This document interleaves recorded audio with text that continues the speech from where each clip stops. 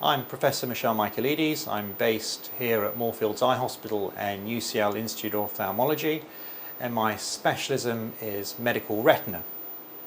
Diseases of the retina are one of the principal causes of blindness in childhood and early adulthood.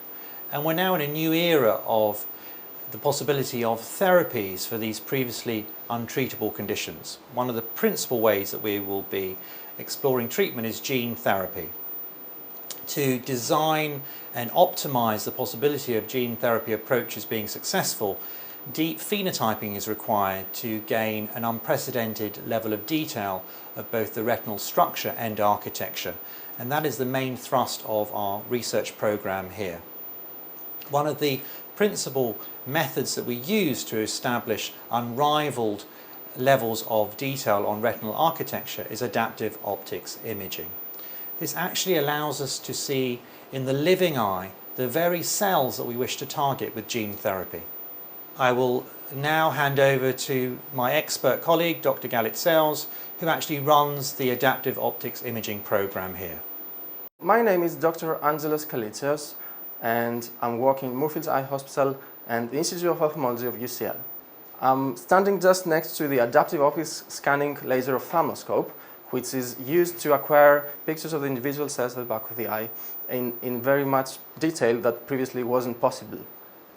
The way the system is working is by scanning a raster at the back of the eye and putting that information together to actually get a minute microscopic scale of the individual photoreceptors at the back of the eye.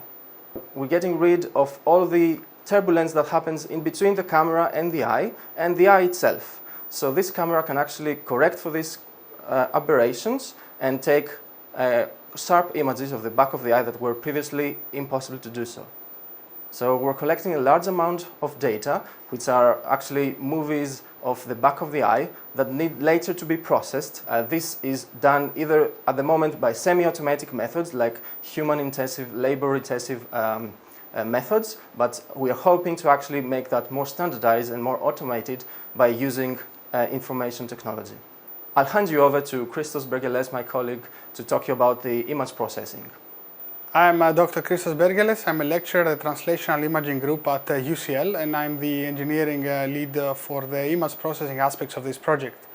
As Angelos and Mike described, we are getting cellular level images of the photoreceptors in the eye, and so we're talking about millions of photoreceptors that have to be processed.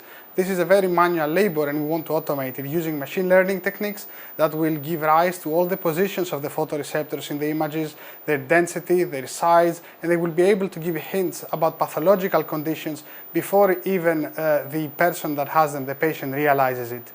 In order to do that, we need to combine multi-scale information from the cellular level to the fundus images that are on the millimeter scale, and potentially combining this with OCT and angiography in order to have a complete understanding of the cellular layers of the eye and of the entire structure.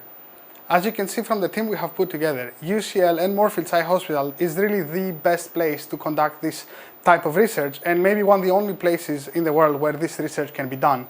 We have experts in adaptive optics on the system side, we have experts in gene therapy and deep phenotyping, and we have excellent knowledge and expertise on medical image processing and machine learning.